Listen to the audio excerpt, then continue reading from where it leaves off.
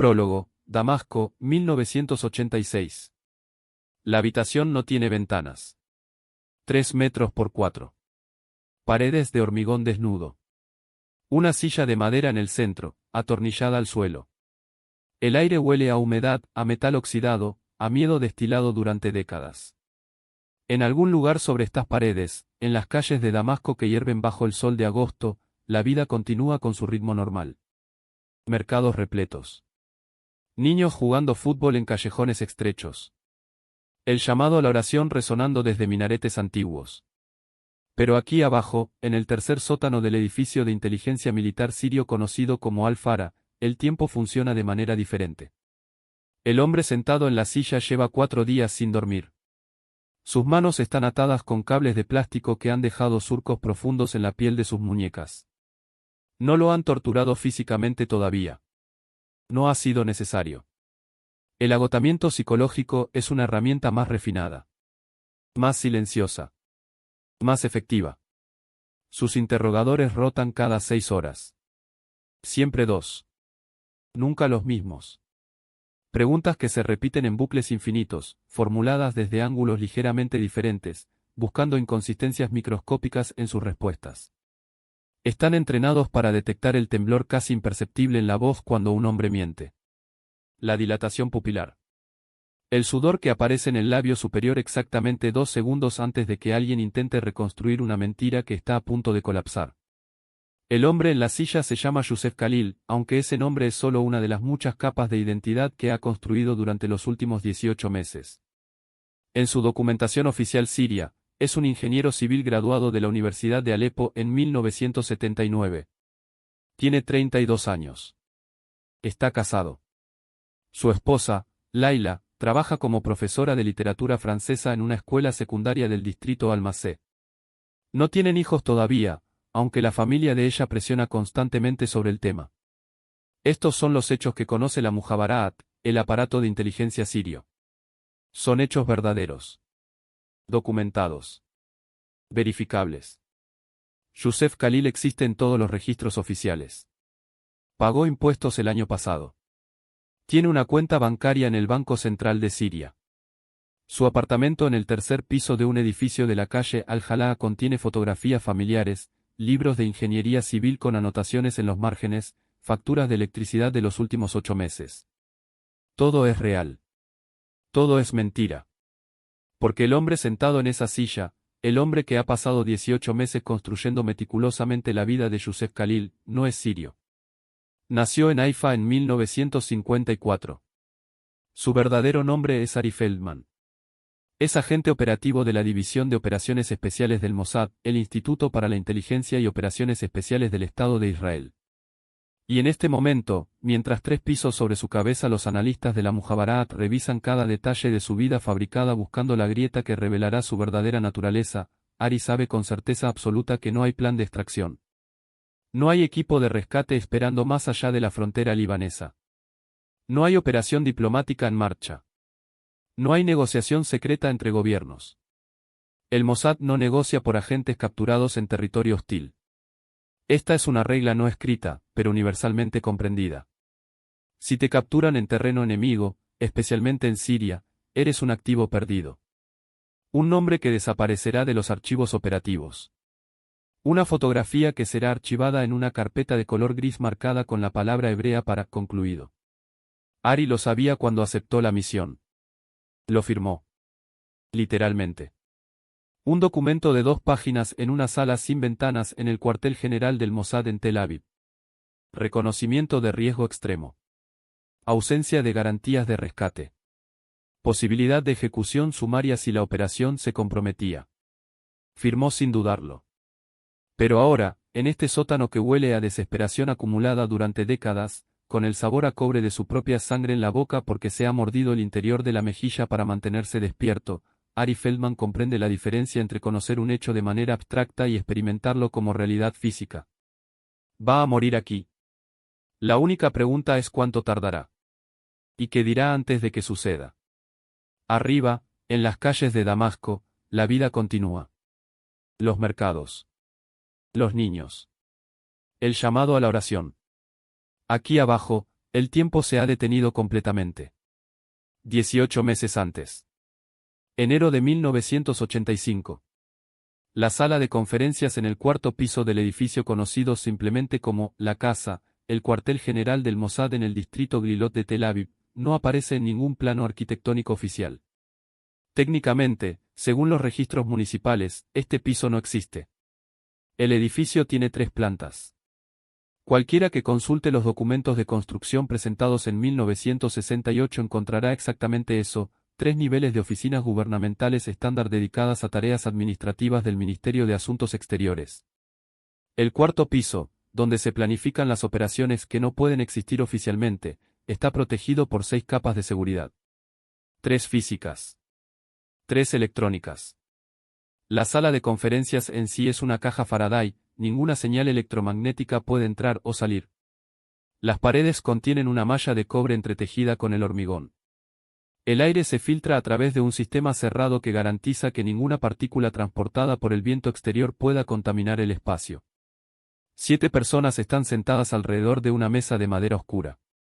En la cabecera, Naum Admoni, director del Mossad desde 1982. 61 años. Veterano de la Guerra de Independencia de 1948. Rostro que parece tallado en granito.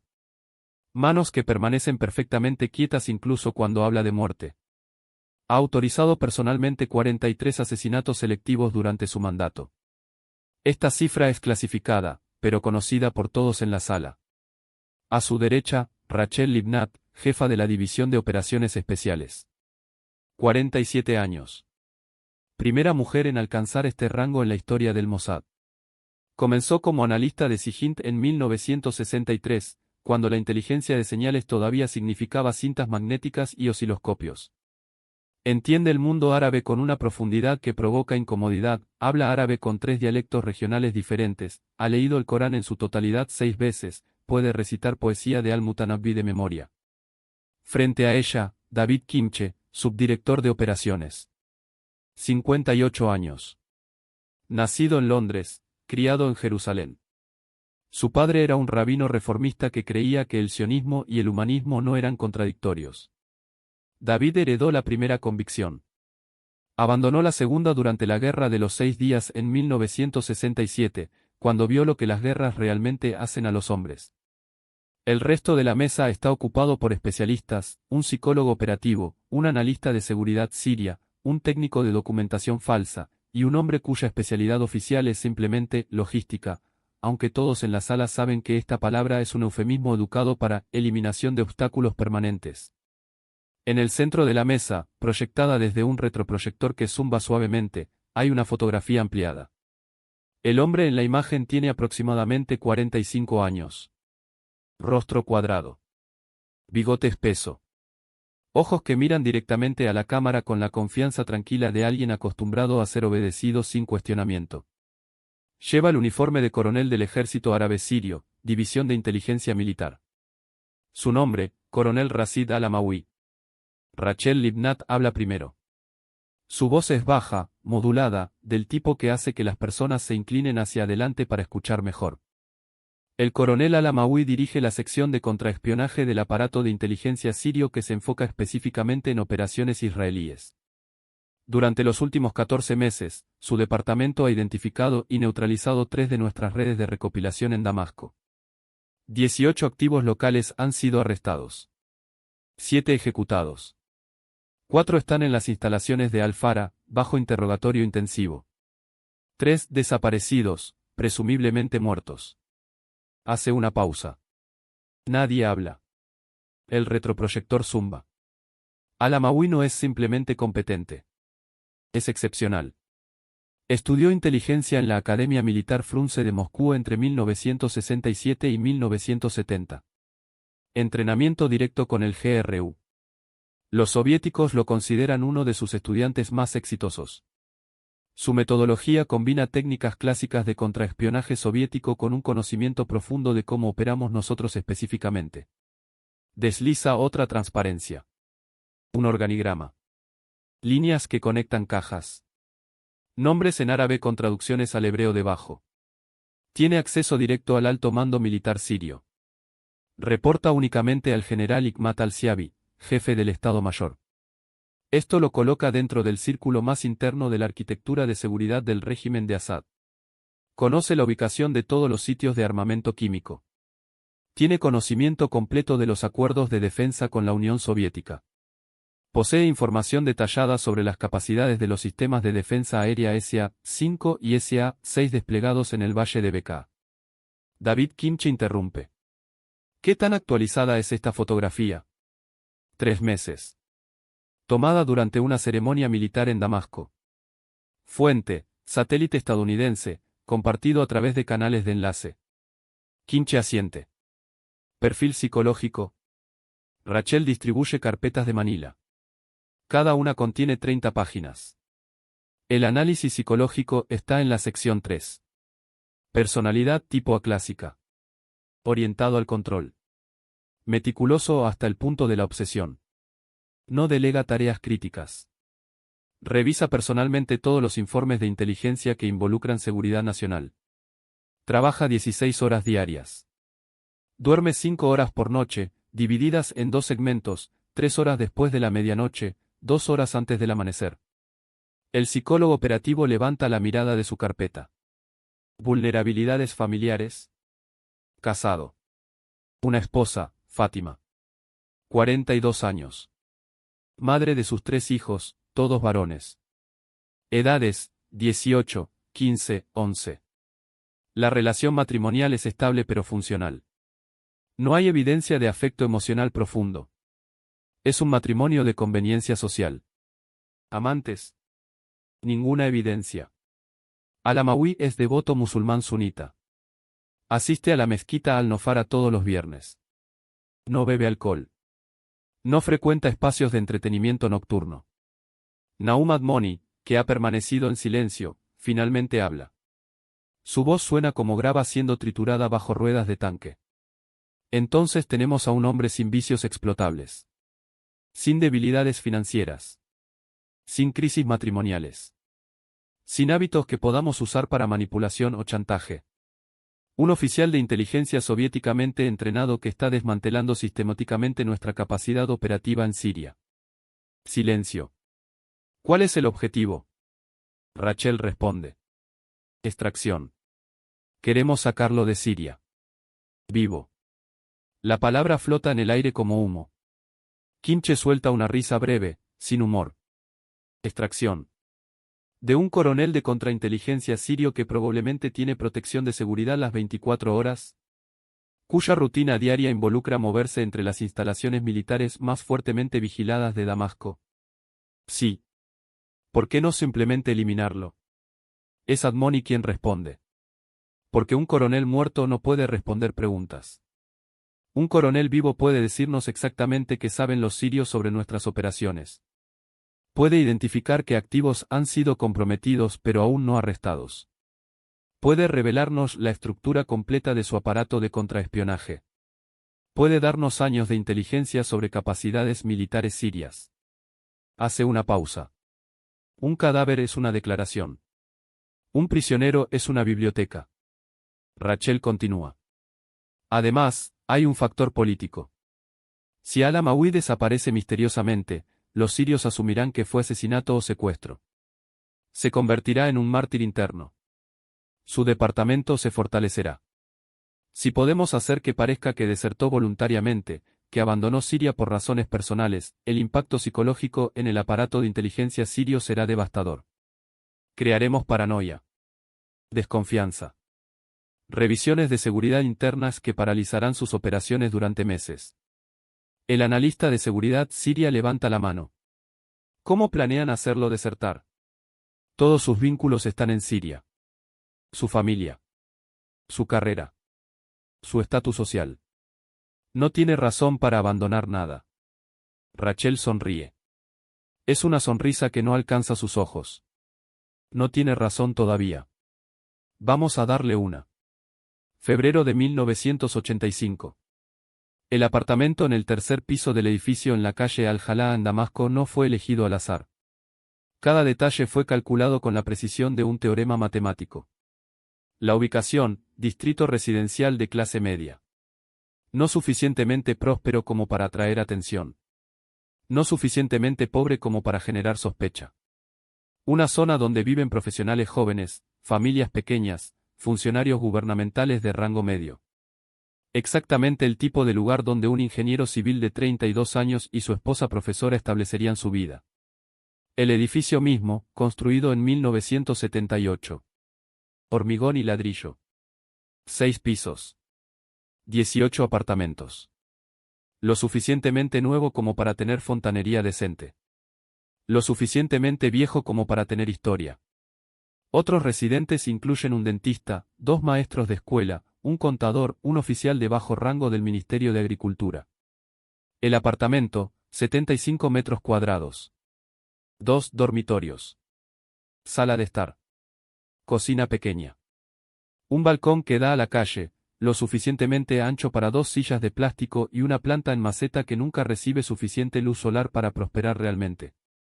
Ari Feldman llegó a Damasco en enero de 1985, viajando con pasaporte jordano bajo el nombre de Youssef Khalil.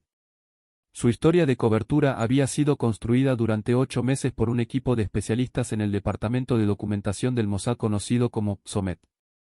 Los documentos eran perfectos. No buenos. Perfectos. El pasaporte jordano había sido creado utilizando materiales originales obtenidos a través de una red de adquisición que operaba en Amán. El número de serie correspondía a un lote legítimo emitido en 1983. Las marcas de desgaste en las esquinas habían sido aplicadas manualmente, estudiando patrones reales de deterioro en pasaportes confiscados. Pero la documentación era solo el primer nivel. La verdadera profundidad de la identidad de Youssef Khalil existía en capas. Capa 1, documentos oficiales. Certificado de nacimiento de Alepo, 1953. Registros escolares de la escuela primaria Al-Mamun, 1959 a 1965. Diploma de escuela secundaria, 1971. Certificado de graduación universitaria, Universidad de Alepo, Facultad de Ingeniería Civil, 1979. Todos estos documentos existían en los archivos reales.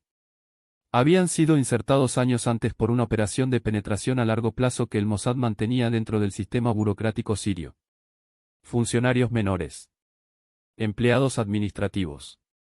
Personas que durante décadas habían estado colocando silenciosamente papeles en archivos, creando identidades fantasma que podrían ser activadas cuando se necesitaran.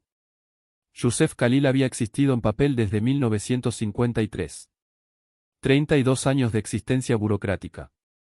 Registros de empleo en la firma de ingeniería Al-Furat en Alepo, 1979 a 1982. Proyectos verificables, participación en el diseño de un sistema de alcantarillado para un distrito residencial. Cálculos estructurales para un edificio de oficinas de 4 plantas. Todo documentado. Todo real en el sentido de que los proyectos existieron, aunque Youssef Khalil nunca trabajó realmente en ellos. Transferencia a Damasco en 1982. Empleo en el Ministerio de Obras Públicas, Departamento de Planificación Urbana. Un trabajo de nivel medio. Lo suficientemente importante como para justificar un salario decente. Lo suficientemente mundano como para no atraer escrutinio especial. Capa 3, red social. Esta fue la capa más difícil. Los humanos no existen en el vacío. Tienen amigos, colegas, conocidos casuales. Tienen el panadero que recuerda cómo les gusta el pan. Tienen el barbero que conoce la forma de su rostro. Tienen vecinos que los han visto cientos de veces sin pensar conscientemente en ello. El Mossad había sembrado referencias. Un colega en el Ministerio de Obras Públicas que había conocido a Youssef durante 2 años. En realidad, era un agente durmiente sirio que había estado en la nómina del Mossad durante una década. Su trabajo era simple: si alguien preguntaba sobre Youssef Khalil, confirmaría que sí, lo conocía, hombre agradable, competente en su trabajo, un poco reservado, pero profesional. Había otros. Una prima lejana en Homs que nunca había conocido a Youssef personalmente pero cuya madre recordaba la familia Khalil de Alepo. Un antiguo compañero de clase de la universidad que podía vagamente recordar a alguien con ese nombre en las clases de mecánica estructural. Ninguna de estas conexiones era profunda. Ese era el punto. Una identidad demasiado perfecta, con demasiadas personas que podían dar testimonio detallado, sería sospechosa. La realidad es imperfecta. La gente se olvida. Los recuerdos son nebulosos.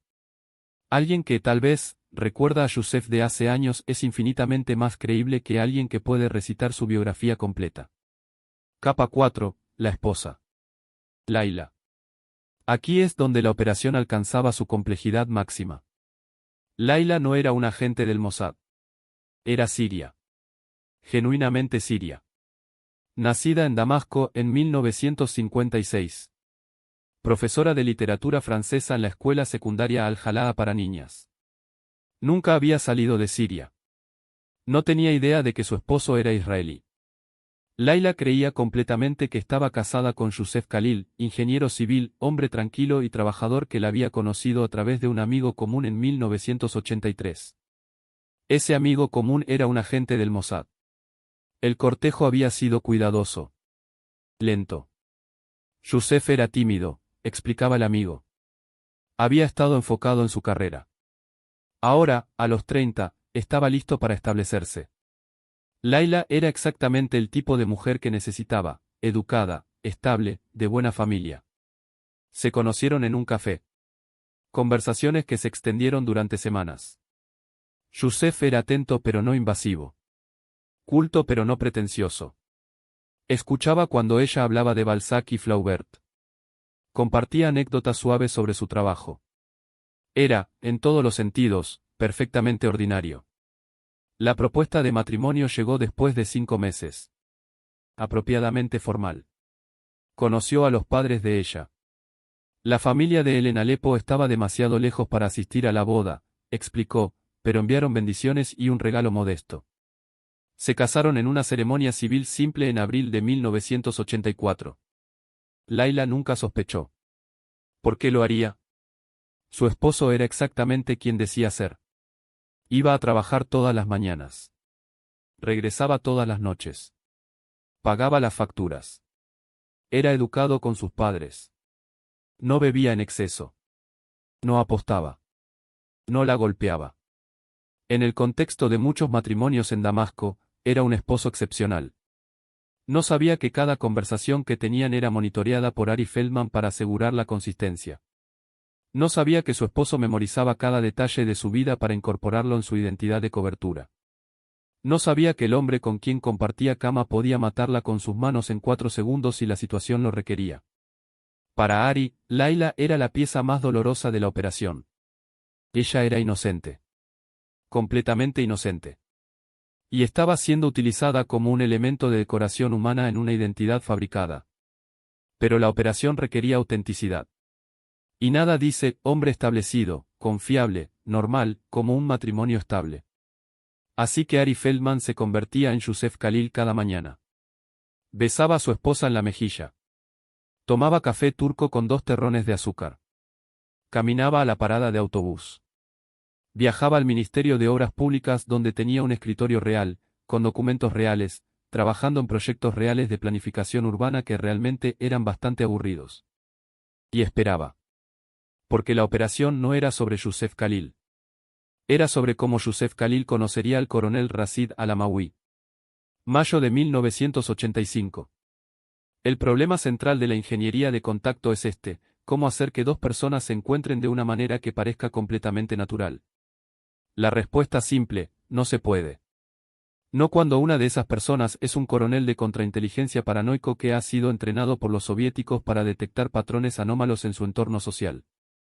La respuesta compleja, crear un contexto donde el encuentro no solo parezca natural, sino inevitable. El Mossad había estudiado la vida de Al-Amawi con la meticulosidad de entomólogos examinando un insecto bajo microscopio. Conocían su rutina con precisión de minutos. Conocían sus hábitos. Conocían las anomalías en sus patrones que él mismo probablemente no había notado. 2 veces al mes, los sábados, Al-Amawi visitaba el club deportivo Al-Fayha en el distrito Al-Malki de Damasco. Era miembro desde 1976. Jugaba squash. No era particularmente bueno, pero lo hacía con la misma intensidad obsesiva que aplicaba a todo lo demás. 1 hora exacta. Después, 30 minutos en la sauna. Ducha. Partida. El club tenía 800 miembros. Profesionales. Militares de rango medio y alto. Médicos. Abogados. Empresarios. El tipo de espacio donde la clase media alta de Damasco hacía networking discreto mientras fingía hacer ejercicio. Youssef Khalil se unió al club en marzo de 1985. No inmediatamente después de llegar a Damasco. Eso habría sido sospechoso. Esperó 14 meses. El tiempo suficiente para que su presencia en la ciudad se sintiera establecida. El tiempo suficiente para que su membresía pareciera una progresión natural, hombre joven, carrera estable, puede permitirse pequeños lujos. No jugaba squash. Jugaba tenis. Esto era intencional. Diferentes canchas. Diferentes horarios. Cero intersección directa con Al-Amawi. Pero compartían la sauna. La sauna del Club Al-Fayha es una cámara de madera de cedro de 4 metros por 3. Puede acomodar 8 personas cómodamente. Los sábados por la tarde, generalmente contenía entre 3 y 6 miembros. El protocolo social implícito, silencio educado. Nadie hace conversación agresiva en una sauna. El calor no invita a la charla. Fomenta la contemplación silenciosa. Ari había estudiado la dinámica. En las 8 semanas desde que se unió al club, había estado en la sauna 18 veces. Al-Amawi había estado presente durante 4 de esas ocasiones. Nunca habían hablado. Ari ni siquiera lo había mirado directamente. Solo había registrado su presencia con el reconocimiento periférico que un hombre educado muestra hacia otros ocupantes de un espacio compartido. La regla de oro en la construcción de contacto es esta: el objetivo debe hacer el primer movimiento. Si Ari iniciaba conversación, siempre existiría la posibilidad de que Al-Amawi recordara ese detalle más tarde. El ingeniero civil que comenzó a hablarme. ¿Por qué? ¿Qué quería? Pero si Al-Amawi iniciaba contacto, la dinámica era completamente diferente. Yo elegí hablar con él. Fue mi decisión. No hay motivo sospechoso porque el motivo vino de mí. Entonces Ari esperaba. Y creaba condiciones. Sábado, 18 de mayo de 1985. Ari llegó al club a las 3:15 de la tarde.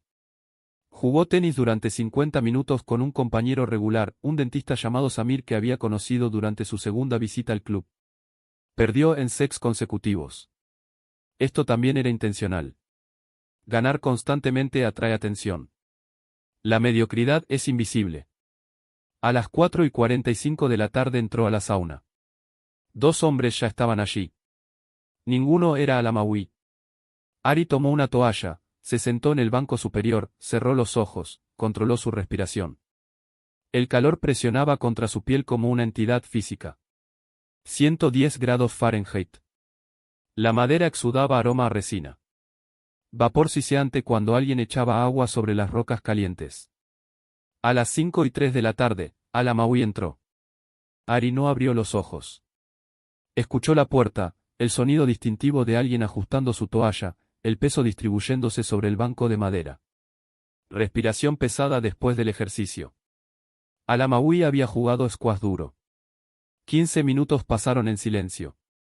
Uno de los otros hombres se fue. Ahora 3 personas en la sauna. 20 minutos. El segundo hombre se fue. Solo Ari y Al-Amawi. 25 minutos. Ari abrió los ojos, se levantó, caminó hacia la cubeta de agua, usó el cucharón para verter líquido sobre las rocas. Explosión de vapor. Siseó. Se sentó nuevamente. Hace calor hoy, dijo Al-Amawi. Era la primera vez que Ari escuchaba su voz en persona. No había emoción en ella. Solo una declaración de hecho. Ari respondió sin mirar directamente. Sí. Afuera también. 37 grados a la sombra según el periódico. ¿Juegas tenis? No muy bien. ¿Tú? Squash. Tampoco muy bien. Un silencio cómodo. No era conversación todavía. Solo reconocimiento mutuo de existencia compartida en el mismo espacio aburrido. 2 minutos pasaron. ¿Eres nuevo en el club?, preguntó Al-Amawi. Me uní hace unos meses. Marzo, creo.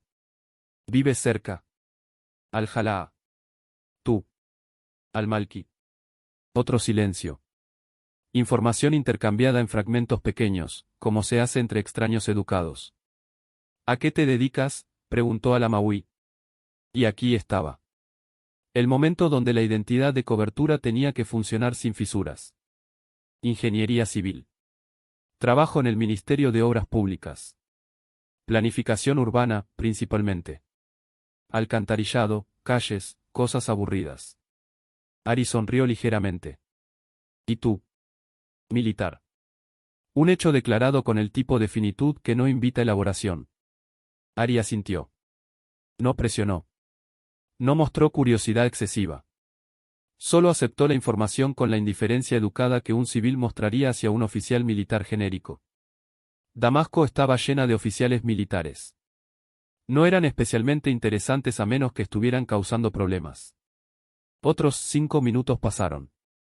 Al-Amawi se levantó, ajustó su toalla. Suficiente calor por hoy.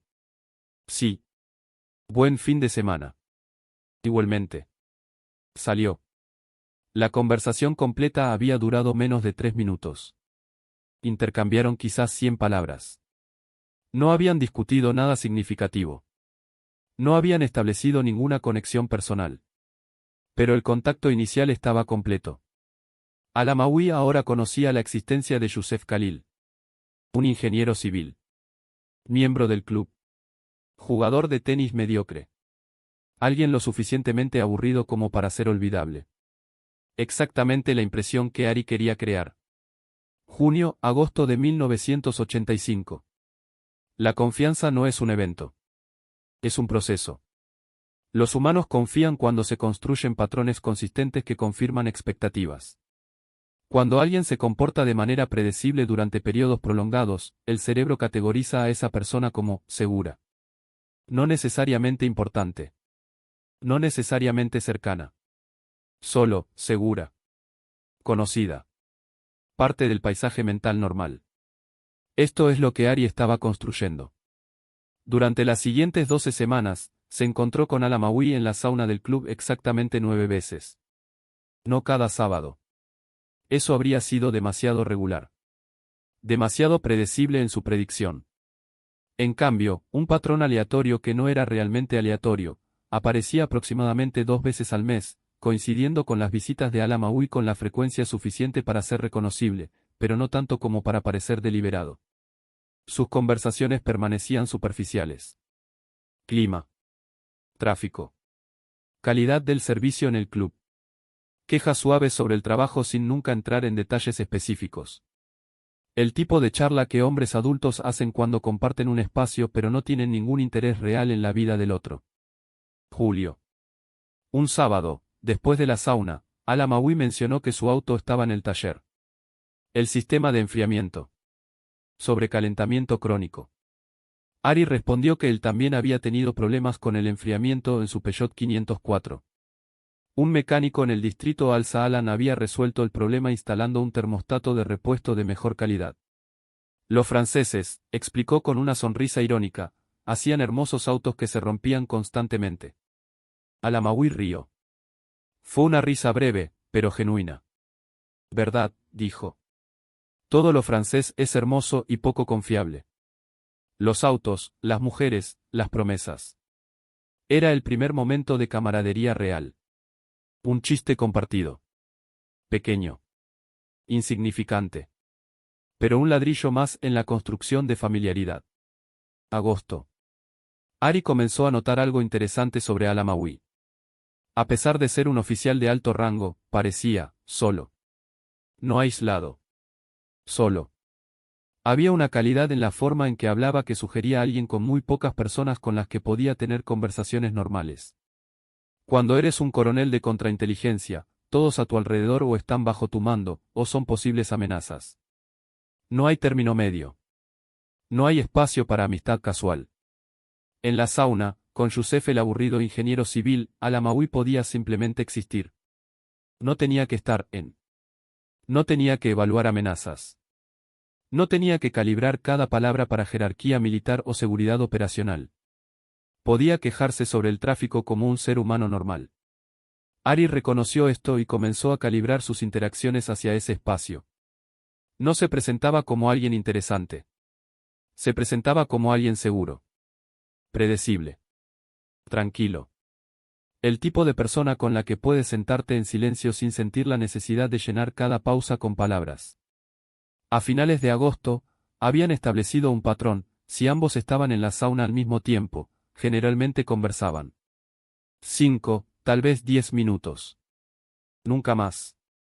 Nunca menos. Conversación agradable y completamente olvidable.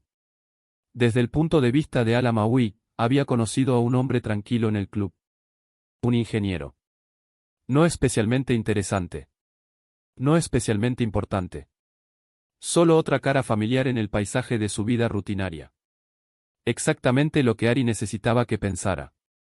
Septiembre de 1985. El director de operaciones del Mossad en Damasco, nombre en clave Gideon, operaba desde una posición de cobertura como gerente de importación para una compañía comercial libanesa con oficina en el distrito Al-Maseh. Se comunicaba con Tel Aviv usando un transmisor de ráfaga de alta frecuencia escondido en el chasis de un calentador de agua eléctrico en su apartamento. Las transmisiones duraban 1.3 segundos. Demasiado cortas para rastreo direccional. En la noche del 12 de septiembre de 1985, Gideon recibió una transmisión de 3 palabras desde Tel Aviv: iniciar fase 2. Fase 2 requería algo que ninguna cantidad de planificación podía fabricar: dolor genuino. El problema era simple. Al-Amawi era un profesional de contrainteligencia. Estaba entrenado para detectar actuación. Si Youssef Khalil de repente desarrollaba una crisis personal conveniente que creaba oportunidad para contacto más profundo, Al-Amawi podría sospechar manipulación. Pero si la crisis era real. Si el dolor era genuino. Si Youssef no estaba actuando sino experimentando realmente trauma psicológico. Entonces sería creíble. Rachel Libnat había diseñado esta fase personalmente. Cuando presentó el plan a Naum Admoni, él la miró en silencio durante 40 segundos completos antes de hablar. Estás proponiendo destruir el matrimonio de nuestro propio agente. Estoy proponiendo crear las condiciones para contacto profundo. Al causarle trauma psicológico genuino. Sí. Ha consentido. Firmó los documentos operacionales. Comprende que la misión requiere sacrificio. Admoni cerró la carpeta. Procede. Pero Rachel, si esto lo rompe permanentemente, esa sangre está en nuestras manos.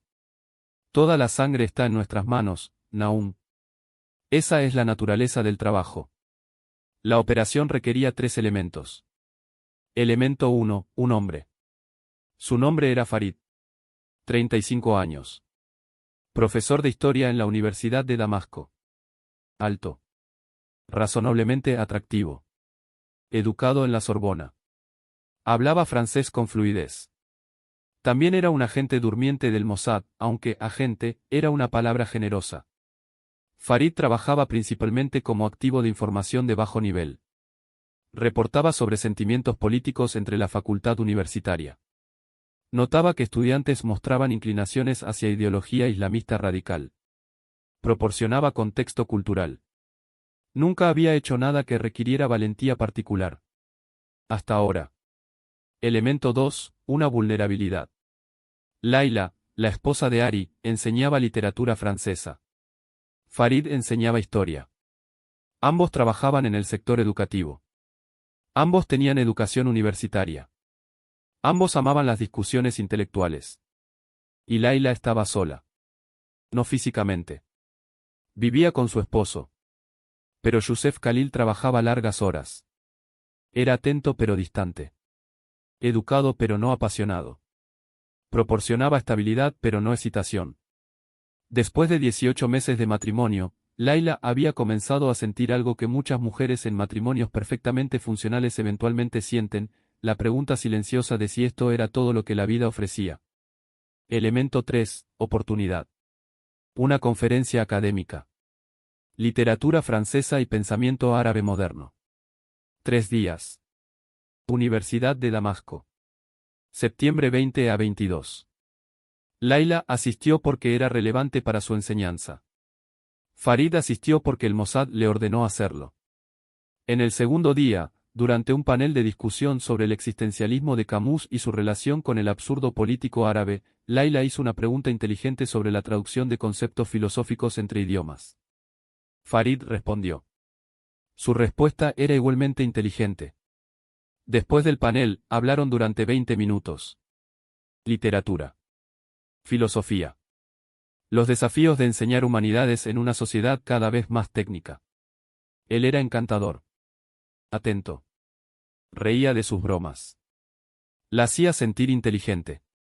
Al día siguiente, almorzaron juntos. Esa noche, Farid la besó en el estacionamiento oscuro detrás del edificio de la conferencia. Ella correspondió. Ari supo del asunto exactamente cuando el Mossad planeó que lo supiera, 2 semanas después de que comenzara. Gideon le entregó la información personalmente. Se encontraron en un café en el mercado Al-Amidiyah. El ruido de la multitud proporcionaba cobertura acústica. Tu esposa está teniendo una aventura. Profesor universitario llamado Farid Hassan. Se han encontrado 5 veces en las últimas 2 semanas. Encuentros sexuales confirmados 3 veces. Ari no respondió inmediatamente. Tomó un sorbo de café. Sabía que esto estaba llegando. Había firmado los documentos. Había dado su consentimiento. Pero conocer un hecho intelectualmente y experimentarlo emocionalmente son cosas diferentes. ¿Es uno de los nuestros?, preguntó finalmente. Sí. ¿Sabe ella? No. Ella cree que es genuino. Ari asintió lentamente. ¿Cuál es mi jugada? Descúbrelo naturalmente. Ella dejó su agenda en el apartamento. La próxima entrada está marcada para mañana, 3 de la tarde, Hotel Al-Salam. Habitación 412. Llega temprano de trabajo. Confróntala. Déjala admitirlo. Entonces, colapsa. Colapsó. Emocionalmente. Tiene que ser real, Ari. Al-Amawi necesita verte genuinamente roto. Si estás actuando, lo detectará. Así que no actúes. Siente esto. Gideon se levantó para irse, luego se detuvo. Lo siento. Sé que esto es. Sé lo que es esto. Después de que se fue, Ari permaneció sentado en el café durante 40 minutos. Bebió 3 tazas de café que no necesitaba. Miró el flujo de personas que pasaban. Comerciantes gritando precios. Niños persiguiendo palomas. Vida normal sucediendo alrededor de él mientras su mundo cuidadosamente construido se preparaba para implosionar. No por accidente. Por diseño. Al día siguiente, Ari dejó el Ministerio de Obras Públicas a las 2:30 de la tarde.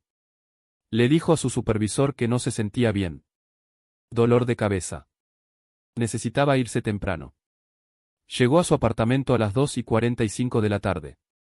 La agenda de Layla estaba en la mesa de la cocina, exactamente donde Gideon había dicho que estaría. Abierta a la página correcta. 3 de la tarde, F, escrito con su letra distintiva. Ari no necesitaba ir al hotel. Sabía lo que encontraría allí. Pero la operación requería que él lo hiciera. Requería que el dolor fuera procesado a través de experiencia física, no conocimiento abstracto. Así que fue. El Hotel Al-Salam era un establecimiento de rango medio. 30 habitaciones. Frecuentado principalmente por viajeros de negocios y, ocasionalmente, parejas que buscaban privacidad que no podían tener en casa. Habitación 412. Cuarto piso. Ari tomó las escaleras. Se paró fuera de la puerta durante 2 minutos completos. Escuchaba. No ruidos de sexo. Solo conversación suave. Risas. Tocó. El silencio dentro fue inmediato. Total. 15 segundos pasaron. La puerta se abrió parcialmente. Farid. Camisa desabotonada. Rostro cauteloso. Sí. Ari lo empujó hacia adentro. Layla estaba sentada en el borde de la cama, tirando desesperadamente de su ropa. Rostro rojo. Ojos horrorizados. Yusef. No había palabras adecuadas. No para este momento. No para lo que estaba sucediendo. Ari miró a Farid. Vete. Farid se apresuró a salir sin decir palabra. Ari y Laila se quedaron solos. Ella comenzó a hablar. Explicaciones. Disculpas. No significaba nada. Fue un error. Solo soledad. Él siempre estaba trabajando. Ella solo necesitaba. Ari la interrumpió. Para. Una palabra. Tranquila. Sin ira. Eso la asustaba más que si hubiera gritado. ¿Por qué?, preguntó ella. No lo sé. ¿Qué sucederá ahora? No lo sé. Él se fue. Caminó. No de regreso al apartamento. Solo, caminó. A través del distrito Al-Malki. Pasando edificios gubernamentales. Pasando las mansiones de oficiales de alto rango. Pasando las mezquitas que llamaban a la oración vespertina. El dolor era real. Sabía que era una operación. Sabía que era necesario. Sabía que había dado su consentimiento. Pero eso no cambiaba el hecho de que su esposa, no realmente su esposa, pero la mujer con la que había compartido una vida durante 18 meses, acababa de traicionarlo. Y él había permitido que sucediera.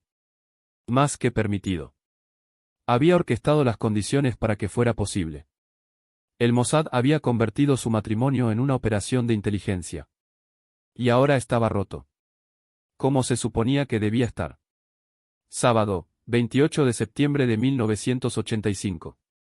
Ari no había estado en el club deportivo durante 2 semanas. Se había quedado en casa. Había salido del trabajo enfermo. El Ministerio de Obras Públicas entendía, problemas personales. Sucede. Laila se había mudado de regreso con sus padres. El divorcio estaba en trámite. No había conversaciones dramáticas. Solo papeles. Abogados. División de propiedad limitada. El apartamento quedaría con Yusef. Cuando Ari finalmente regresó al club, parecía exactamente como un hombre que acababa de pasar por una ruptura matrimonial dolorosa. No estaba actuando. La falta de sueño era real. La pérdida de peso era real.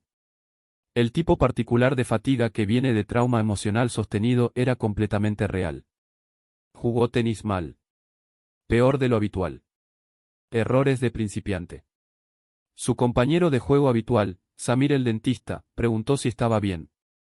Solo cansado, respondió Ari. Problemas en casa.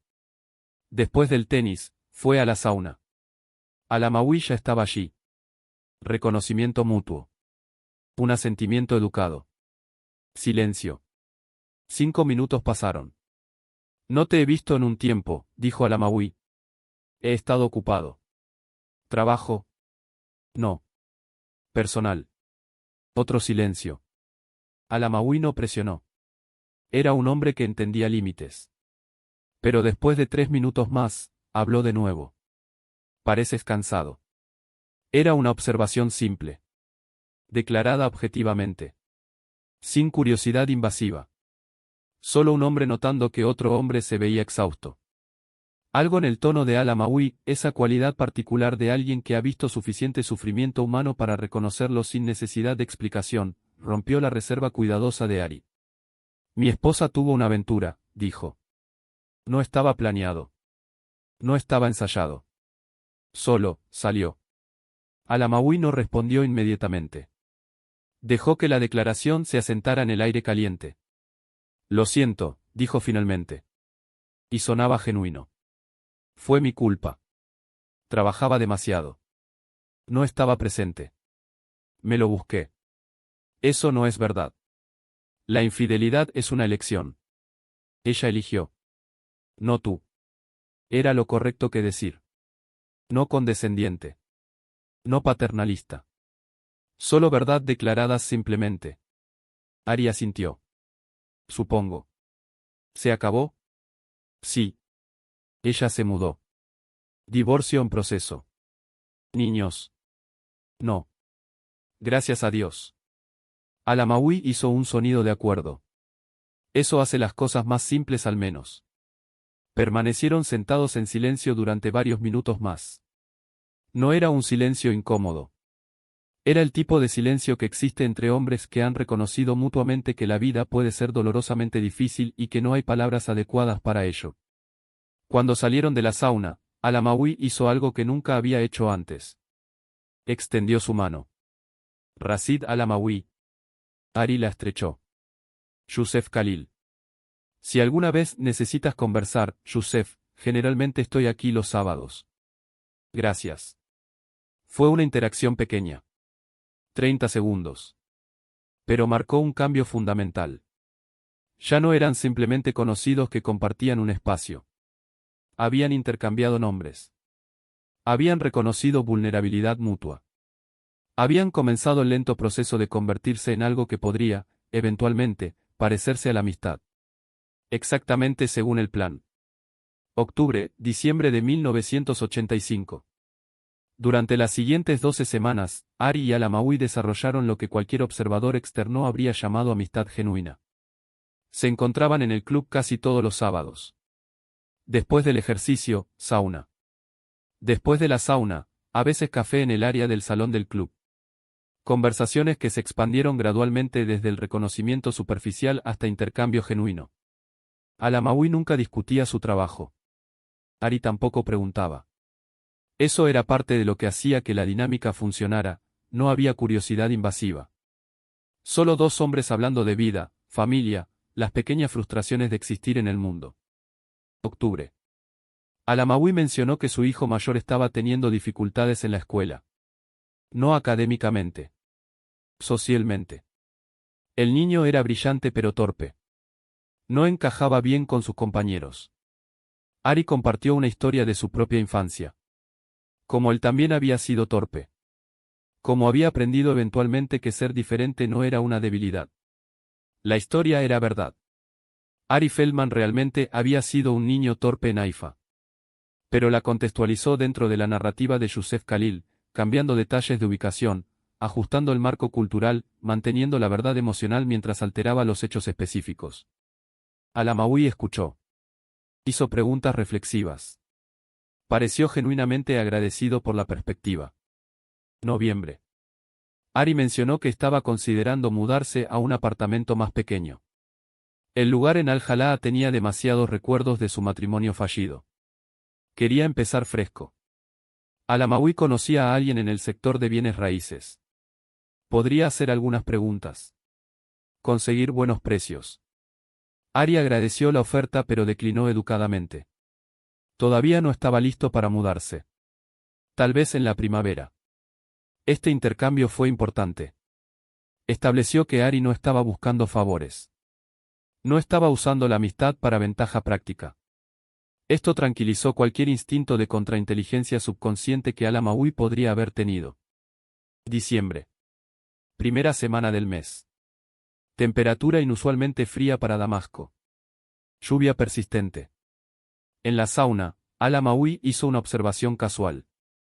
Mi esposa está organizando una cena. Pequeña.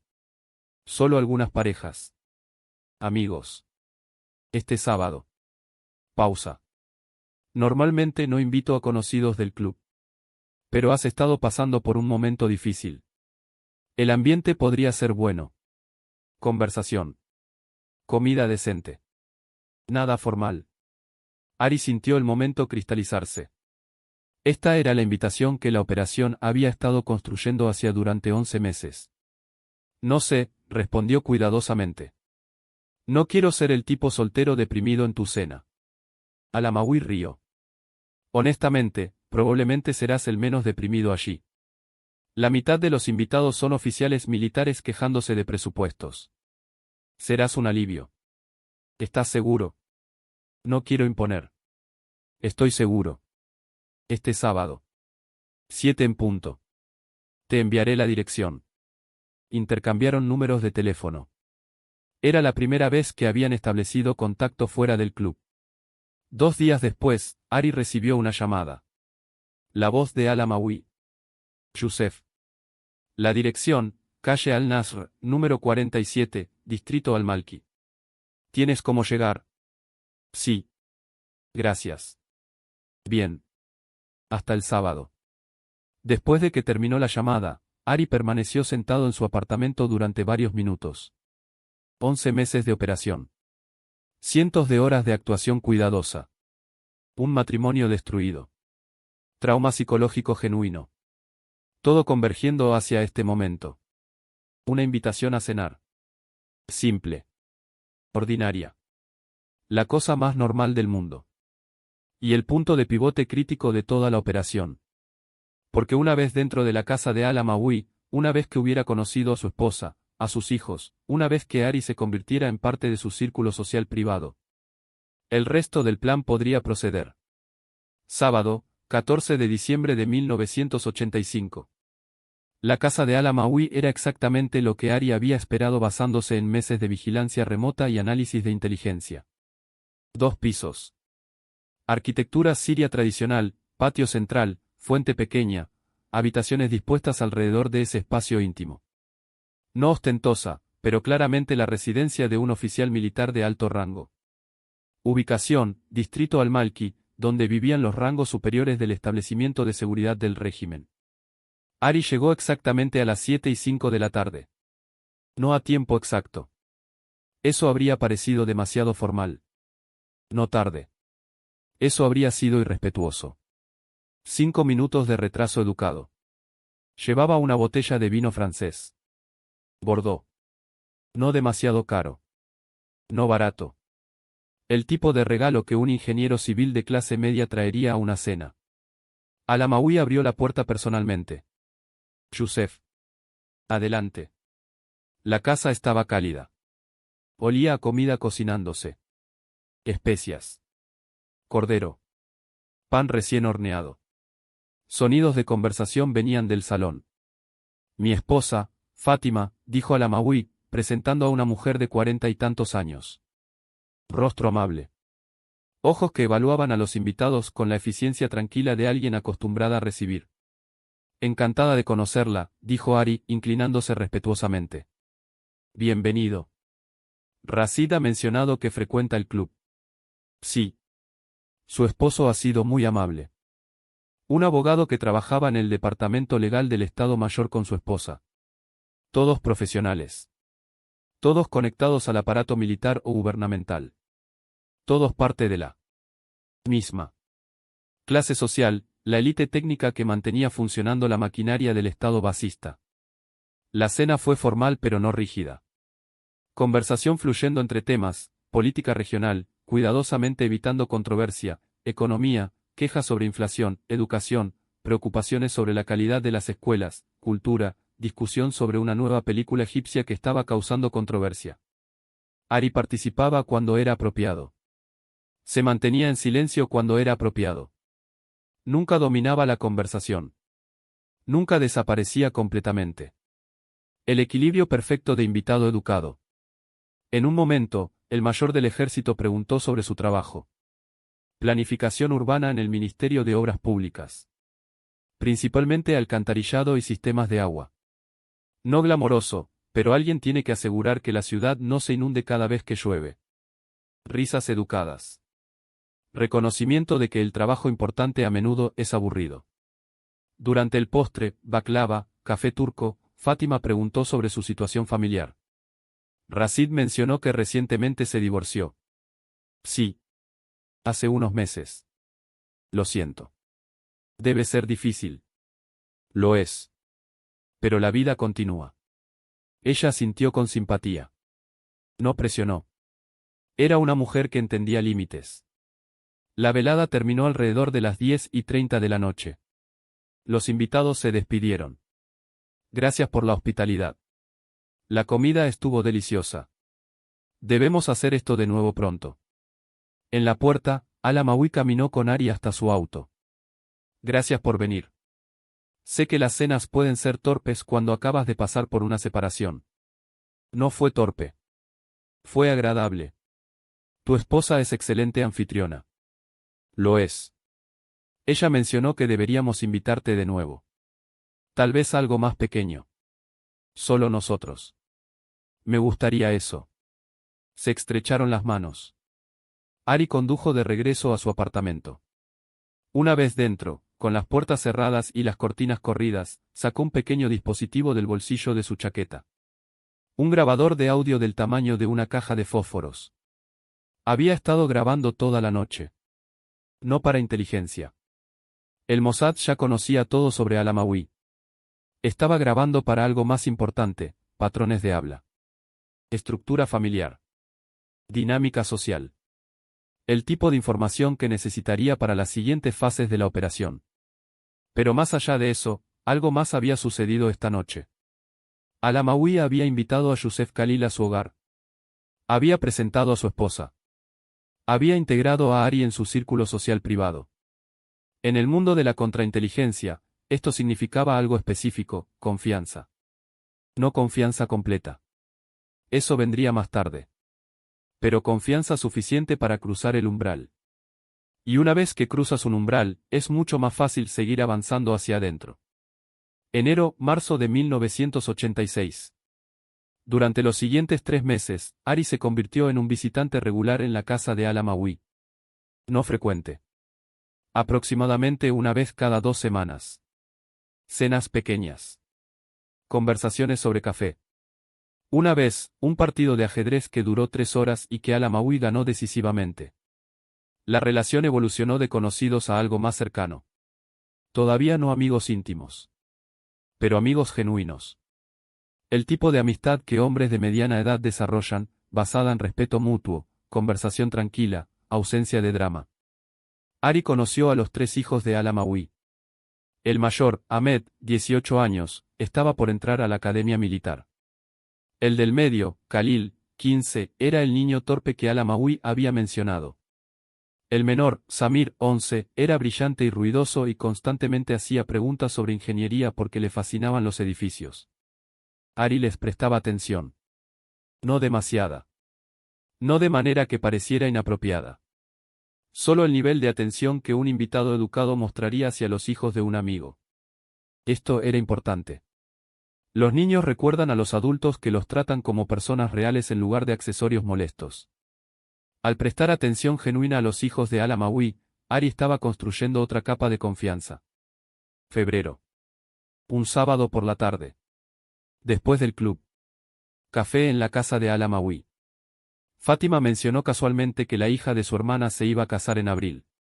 Gran celebración. Toda la familia. Probablemente demasiada gente. Ari hizo los ruidos educados apropiados. Felicitaciones. Los matrimonios son alegres. Etc. Al-Amawi añadió: será una boda civil. Su familia es secular. No religiosa. Solo el registro oficial y luego una gran fiesta. Suena agradable. La conversación se movió a otros temas. Pero esa noche, en su apartamento, Ari envió una transmisión cifrada a Tel Aviv. 3 palabras: boda civil. Abril. La respuesta llegó 48 horas después. Rachel Libnat había convocado una sesión de emergencia del equipo operacional. Una boda civil, dijo, mirando alrededor de la mesa de conferencias. Una celebración familiar grande. Muchos invitados. Música. Comida. Caos controlado. David Kimche vio a dónde iba esto.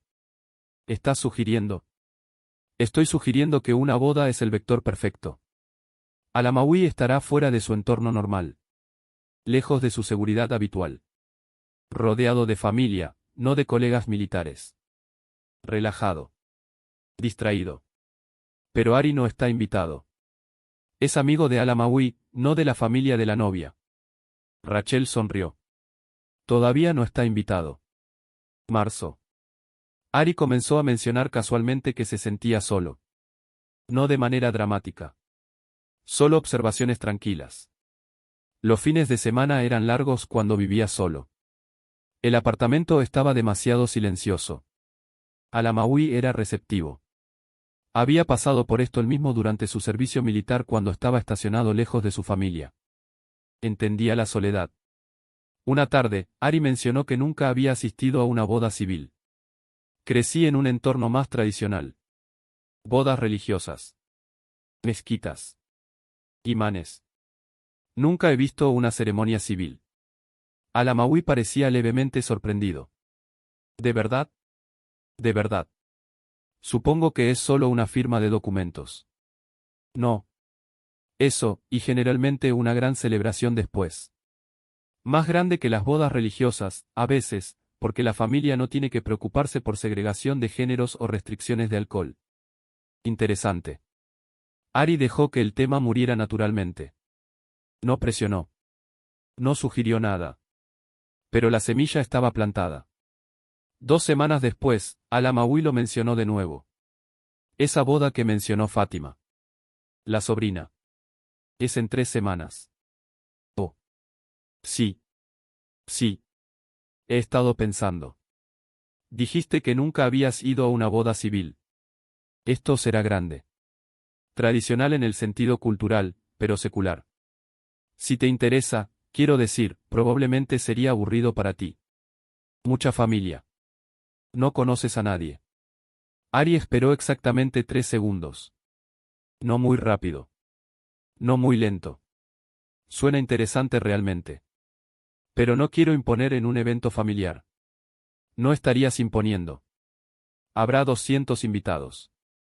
Un cuerpo más no importa. Y honestamente, Fátima sugirió que podría ser bueno que conociera gente. Dice que pasas demasiado tiempo solo. Eso es muy amable de ella. Entonces, ¿vendrás? Si estás seguro de que no es problema. Estoy seguro. Se estrecharon las manos en el acuerdo. Después de que Ari se fue esa noche, Al-Amawi no pensó nada inusual sobre la conversación. Había invitado a un amigo a una boda familiar. Simple. Normal. El tipo de cosa que hacen los amigos. No tenía idea de que acababa de crear las condiciones para su propia extracción de Siria. 20 de marzo, 10 de abril de 1986. La planificación de la extracción fue la operación más compleja que el Mossad había intentado en territorio sirio desde el caso Eli Cohen en 1965. La diferencia crítica, Eli Cohen había sido capturado y ejecutado. Esta operación no podía permitirse ese final. Rachel Libnat dirigió personalmente el equipo de planificación. Si Al-Amawi desaparece violentamente, Siria movilizará todos los recursos. Cierre de fronteras. Alerta militar completa. Búsqueda exhaustiva. La relación entre lo que el Mossad ganaría versus el riesgo operacional era inaceptable. Restricción 2. No puede parecer deserción inmediata. Si Al-Amawi simplemente no aparece en el trabajo el lunes después de la boda, sospechas inmediatas. Investigación. Su familia sería interrogada. Restricción 3. Debe parecer voluntario. La única manera de que esto funcione es si Al-Amawi aparentemente elige irse. Por su propia voluntad. Por razones que, en retrospectiva, parecerían lógicas. Pero ¿cómo haces que un coronel de contrainteligencia abandone su país voluntariamente durante una boda familiar? La respuesta vino de un analista psicológico de 32 años llamado Uri Stern. No lo hacemos decidir durante la boda. Lo hacemos decidir antes. La boda es solo el momento cuando ejecuta una decisión que ya ha tomado. Rachel frunció el ceño. Explica. Al-Amawi es meticuloso. Controlado. No toma decisiones impulsivas. Si va a desertar, habrá estado considerándolo durante meses. Habrá planeado. Habrá preparado. Pero no está considerando la deserción. No tiene razón para desertar. Exacto. Así que le damos una razón. La operación, 3 fases. Fase 1, el descubrimiento. Fecha objetivo, 25 de marzo de 1986. Al-Amawi recibe un sobre en su oficina. Enviado a través de correo interno militar. Sin remitente. Dentro, fotografías. Fotografías de su esposa, Fátima, con otro hombre. Las fotografías son explícitas. Tomadas durante varias semanas. Diferentes ubicaciones. Un hotel. Un café. Un apartamento que Al-Amawi no reconoce. El hombre en las fotografías es un oficial del ejército sirio. Capitán de rango. Asignado al Ministerio de Defensa. Las fotografías son falsas. Creadas por especialistas en falsificación de imágenes del Mossad usando fotografías reales de Fátima tomadas durante vigilancia de rutina, combinadas digitalmente con fotografías de un oficial sirio real que no tiene idea de que su imagen está siendo usada de esta manera. La tecnología de falsificación en 1986 es primitiva comparada con estándares futuros, pero lo suficientemente buena para crear imágenes convincentes en examen superficial. Al-Amawi ve las fotografías. No hay nota. No hay demandas. No hay explicación. Solo evidencia visual de que su esposa le ha sido infiel. Fase 2. La confirmación. Fechas: 26 de marzo, 5 de abril de 1986. Al-Amawi hace lo que cualquier profesional de inteligencia haría: investiga. Coloca vigilancia discreta en su esposa. Nada oficial. Solo observación personal durante sus propias horas libres. El Mossad está preparado para esto. Han sembrado evidencia adicional. Fátima, sin saberlo, es dirigida a ubicaciones donde puede ser fotografiada en contextos que parecen sospechosos. Una reunión con el mismo capitán, que también no tiene idea de que está siendo usado. El capitán está bajo una operación separada, cree que está siendo evaluado para una promoción y que estas reuniones son parte de un proceso de revisión. Al-Amawi ve a su esposa reunirse con este hombre. 2 veces. No confronta a Fátima. No todavía. Está recopilando información. Verificando. Su conclusión, basada en evidencia cuidadosamente fabricada: su esposa está teniendo una aventura. El impacto psicológico es devastador. Al-Amawi es un hombre que ha dedicado su vida entera a control, orden, disciplina. Su mundo profesional es caos constante, contraespionaje, detección de engaño, manejo de amenazas, pero su vida familiar siempre ha sido su ancla de estabilidad. Ahora esa ancla se ha roto. Fase 3. La intervención. Fecha: 8 de abril de 1986. Ari visita a Al-Amawi. Una visita no programada. Llega a su casa por la tarde. Al-Amawi se ve exhausto. Claramente no ha estado durmiendo bien. ¿Estás bien?, pregunta Ari. Solo trabajo. Estrés. Pero Ari conoce estrés laboral. Esto es diferente. Esto es personal. Rashid. Somos amigos. Si hay algo. Al-Amawi lo interrumpe. Mi esposa está teniendo una aventura. La declaración llega abruptamente. Sin preámbulo. Como si hubiera estado esperando decírselo a alguien y finalmente no pudiera contenerlo más. Ari responde con exactamente el nivel correcto de shock. ¿Qué? ¿Estás seguro? Tengo fotografías. La he visto con él. Es un oficial. Un maldito oficial. Dios mío. Rashid, lo siento. Hablan durante 2 horas. Al-Amawi descarga todo. La traición. El dolor. La humillación. Ari escucha. Ofrece simpatía. Comparte su propia experiencia con infidelidad. Reconstruyes, dice Ari. Es difícil. Pero reconstruyes. ¿Cómo? ¿Cómo confías de nuevo? No sé si confías completamente de nuevo. Pero aprendes a vivir con ello. Pausa. ¿O no lo haces? Algunas personas solo salen. Comienzan de nuevo en otro lugar. Al-Amawi mira hacia arriba. ¿Irte? ¿A dónde iría? Mi vida está aquí. Mi trabajo. Mis hijos. Tus hijos estarán bien. Son casi adultos. Y el trabajo es solo trabajo. Vale la pena quedarse en un lugar que te hace miserable. Es la primera semilla. Plantada con cuidado. No forzada. Durante los siguientes 2 días, Ari y Al-Amawi tienen 3 conversaciones más. Cada una profundiza la idea. Salir no es rendirse. Es empezar de nuevo. Muchas personas lo hacen. Emigración. Nuevo país. Nueva vida. Ari menciona que tiene primos en Jordania. Dicen que Amán es agradable. Más tranquilo que Damasco. Menos estrés. ¿Alguna vez has pensado en irte?, pregunta Al-Amawi. A veces. Después del divorcio, lo consideré. Pero tengo mi trabajo. Mis rutinas. Pero si pudieras, si no hubiera nada que te retuviera. Tal vez. No lo sé. La conversación se siente natural. Dos hombres discutiendo fantasías de escape. El tipo de conversación que personas infelices tienen todo el tiempo sin intención real de actuar sobre ella. Pero Al-Amawi está considerándolo. Realmente considerándolo. El Mossad ha creado condiciones donde la única solución lógica a su dolor es partir. 10 de abril de 1986. 2 días antes de la boda. Al-Amawi llama a Ari. Necesito hablar. ¿Puedes venir? Ari llega a la casa. Fátima no está.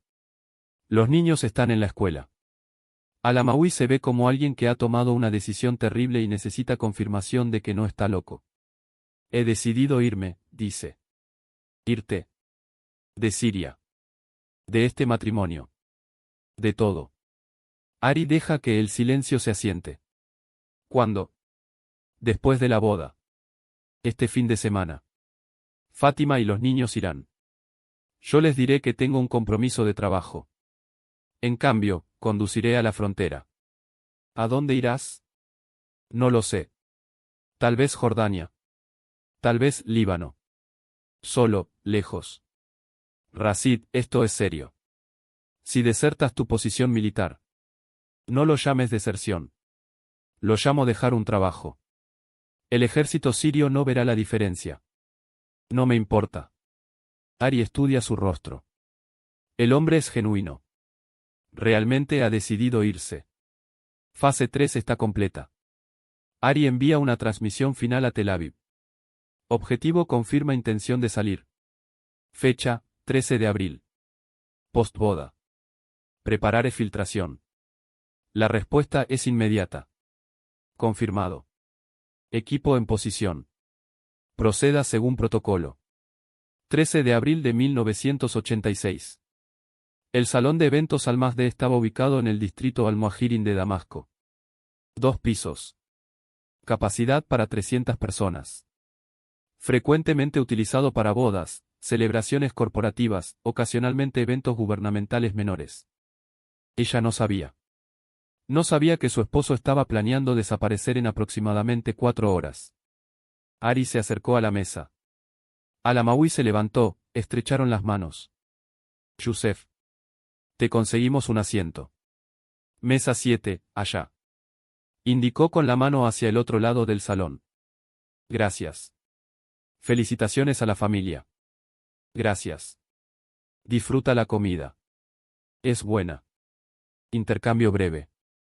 Normal. Nada sospechoso. Ari se movió a la mesa 7. 9 personas ya sentadas. Presentaciones. Nombres que olvidaría inmediatamente. El tipo de interacciones superficiales que suceden en bodas grandes. Comió. Bebió té. Hizo pequeña charla. Observó. A las 7:30 de la tarde, Al-Amawi se levantó, murmuró algo a Fátima, caminó hacia el área del baño. Ari esperó 2 minutos. Luego se levantó. También caminó hacia el área del baño. Pero no fue al baño. Fue al estacionamiento. El estacionamiento de Al-Masdeh podía acomodar 50 vehículos. Esta noche estaba casi lleno. Autos estacionados en filas desordenadas. Poca iluminación. Guardias de seguridad cerca de la entrada principal pero no patrullando activamente. Ari caminó entre los autos hasta localizar el vehículo de Al-Amawi. Mercedes-Benz 280 negro. Matrícula oficial militar. Llegó exactamente cuando Al-Amawi salió de la puerta lateral del salón. Se encontraron junto al auto. ¿Estás seguro de esto?, preguntó Ari. No. Pero lo estoy haciendo de todos modos. ¿Has empacado? Tengo una bolsa en el maletero. Ropa. Documentos. Dinero. Ruta. Norte. Cruce fronterizo Masná a Líbano. Llegaré alrededor de las 11 de la noche. El cruce es tranquilo los domingos por la noche. Ari asintió. Buena suerte, Rashid. Se estrecharon las manos. Entonces Ari dijo algo que no era parte del plan operacional original pero que se sintió necesario en el momento. Eres un buen hombre. Mereces mejor que esto. Al-Amawi pareció sorprendido. Luego asintió. Gracias. Entró a su auto. Ari lo vio conducir hacia la salida del estacionamiento. Pasó a los guardias de seguridad. Giró a la izquierda en la calle principal. Desapareció en el tráfico de Damasco. Ari permaneció parado allí durante 30 segundos. Entonces regresó al salón. A la mesa 7. Continuó comiendo. Continuó haciendo pequeña charla. Nadie había notado que se había ido. A las 8:45 de la tarde, Fátima comenzó a buscarlo. ¿Dónde está Rashid? Alguien dijo que lo había visto irse al baño hace una hora. Verificaron el baño. No estaba allí. Verificaron el estacionamiento. Su auto se había ido. Confusión. Preocupación. Fátima llamó su teléfono celular. Sin respuesta. A las 9 de la noche, la preocupación se convirtió en alarma. A las 9:30 de la noche, alguien sugirió que tal vez había tenido una emergencia de trabajo. Era un oficial militar. Las emergencias suceden. Pero, ¿por qué no habría dicho algo? A las 10 de la noche, Fátima estaba llorando. Ari se acercó, ofreció ayuda. ¿Quiere que conduzca para buscar? ¿Verificar hospitales? No, dijo el hermano de Fátima. Llamaremos a sus colegas militares. Ellos sabrán. Ari asintió. Se retiró. A las 10:30 de la noche, se despidió educadamente. Eventos familiares. No quería imponer. Esperaba que Al-Amawi estuviera bien. Condujo de regreso a su apartamento. A las 11:15 de la noche, recibió una señal cifrada en su radio de ráfaga. Paquete cruzó frontera. Exfiltración exitosa. Retornar a base. 14 de abril, 30 de abril de 1986. El coronel Rashid Al-Amawi cruzó al Líbano a las 11:03 de la noche del 13 de abril. No sabía que el punto de cruce fronterizo de Masná estaba siendo monitoreado por activos del Mossad. No sabía que tan pronto como su Mercedes cruzó a territorio libanés, un equipo de extracción estaba esperando a 3 kilómetros dentro del Líbano. No sabía que la emergencia mecánica que experimentó su auto 20 minutos después de cruzar la frontera, el motor muriendo repentinamente, sin explicación, fue causada por un dispositivo de corte electrónico que había sido instalado en su sistema de combustible durante las operaciones de preparación. No sabía que el conductor amable, que se detuvo para ayudarlo, era un agente del Mossad. No sabía que el café que le ofrecieron contenía un sedante que lo haría perder la conciencia en 90 segundos. Cuando despertó, estaba en un jet privado volando a 800 km por hora hacia el espacio aéreo israelí. La ausencia de Al-Amawi fue notada oficialmente a las 8 de la mañana del 14 de abril cuando no apareció para una reunión programada en el cuartel general de inteligencia militar. Para las 9 de la mañana, su oficina estaba siendo registrada. Para las 10 de la mañana, los investigadores de seguridad estaban interrogando a su esposa. Fátima no sabía nada. Su confusión era genuina. Su esposo había desaparecido de una boda familiar. No tenía explicación. Los investigadores revisaron su historial reciente. Llamadas telefónicas. Movimientos asociados. Encontraron algo interesante. Al-Amawi había estado pasando tiempo regular con un ingeniero civil llamado Youssef Khalil. Registraron el apartamento de Youssef Khalil a las 3 de la tarde del 14 de abril. Ari no estaba allí. Había salido esa mañana temprano, antes del amanecer, usando una ruta de filtración preplanificada que lo llevó al sur, a través de territorio controlado por drusos en las montañas al-Zubaida, cruzando a Jordania cerca de Rata. Pero su apartamento les dijo una historia. Todos sus documentos estaban allí. Su ropa. Sus libros. Fotografías de su fallido matrimonio. Facturas. Todo. Parecía como si hubiera abandonado su vida completa. Los investigadores confiscaron todo. Comenzaron a reconstruir la identidad de Youssef Khalil. Y lentamente, meticulosamente, descubrieron la verdad. Los documentos eran perfectos.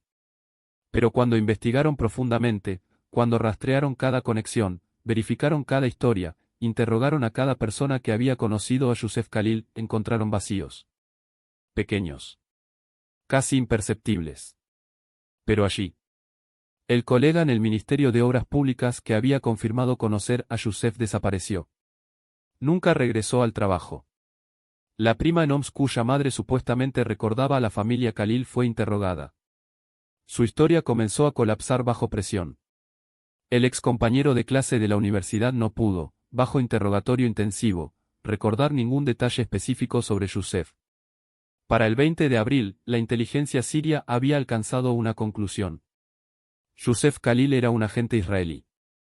Había pasado 18 meses construyendo una identidad de cobertura. Había infiltrado el círculo social personal de uno de los oficiales de contrainteligencia más senior de Siria. Y había usado esa relación para facilitar la deserción de al-Amawi. Era el fracaso de contrainteligencia más humillante en la historia de la inteligencia militar siria. Las repercusiones fueron masivas. 15 oficiales de inteligencia fueron despedidos. Todo el departamento de contrainteligencia fue reestructurado.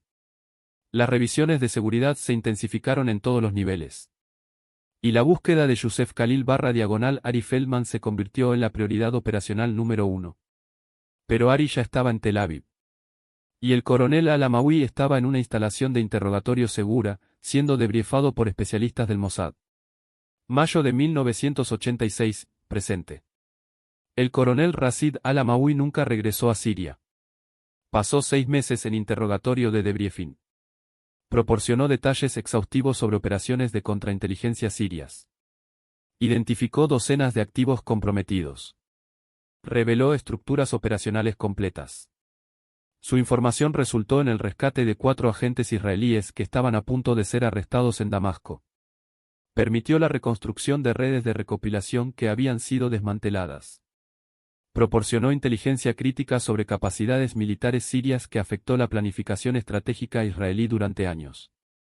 Después del debriefing, recibió una nueva identidad. Un apartamento en Jerusalén. Apoyo financiero. Protección permanente. Nunca volvió a ver a su esposa o hijos. A veces, en entrevistas psicológicas de seguimiento, hablaba sobre ese día en la boda. Cómo había decidido irse. Cómo había sentido que no tenía opción. Todavía no sé si fue mi decisión, dijo una vez a un psicólogo del Mossad. O si alguien me hizo decidir. El psicólogo no respondió. No había respuesta honesta que pudiera dar. Ari Feldman nunca regresó a trabajo de campo. Después de la operación al-Amawi, fue transferido a funciones de entrenamiento. Pasó los siguientes 15 años enseñando a nuevos agentes operativos cómo construir identidades de cobertura. Cómo infiltrarse en vidas. Cómo manipular psicología humana. Se retiró en 2001. Vive en Tel Aviv. Solo.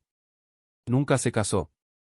Mantiene contacto mínimo con antiguos colegas.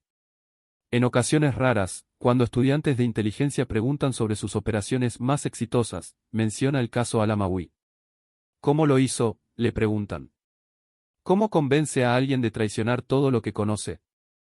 No lo convences, responde Ari. Creas las condiciones donde la traición parece la única opción lógica. Luego te alejas y dejas que ellos elijan. ¿Pero qué hay de la moralidad? ¿Destruiste su vida? Ari siempre hace una pausa antes de responder a esto. Hice mi trabajo. Protegí a mi país.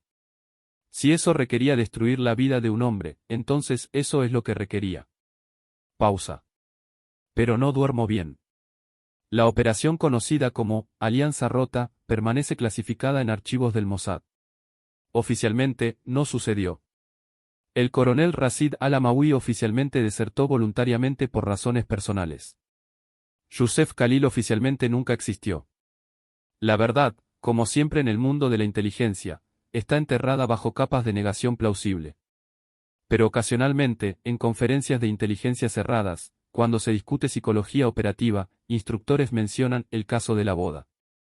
Cómo el Mossad construyó una identidad completa durante 18 meses. Cómo destruyeron un matrimonio para crear apalancamiento emocional. Cómo usaron una celebración familiar, el momento que debería representar alegría y unión, como vector para extracción imposible. Es estudiado como obra maestra de ingeniería psicológica. También es estudiado como caso de advertencia sobre los costos morales de la inteligencia. Porque la pregunta final nunca es, ¿pudo hacerse? La pregunta es, ¿debió hacerse? Y esa pregunta no tiene respuesta clasificable. Solo silencio. El tipo de silencio que existe en habitaciones sin ventanas donde hombres y mujeres planean operaciones que nunca serán reconocidas oficialmente. El tipo de silencio que llena los pensamientos de agentes retirados que viven solos en apartamentos de Tel Aviv. El tipo de silencio que permanece cuando todas las palabras se han agotado y solo queda la memoria de lo que se hizo. En nombre de la seguridad. En nombre del Estado. En nombre de la supervivencia. El silencio de la geometría del engaño, donde cada línea trazada conecta a seres humanos que nunca entenderán completamente cómo fueron usados. Y en ese silencio, las únicas preguntas que importan nunca son respondidas. Solo guardadas. En archivos. Marcados como concluido.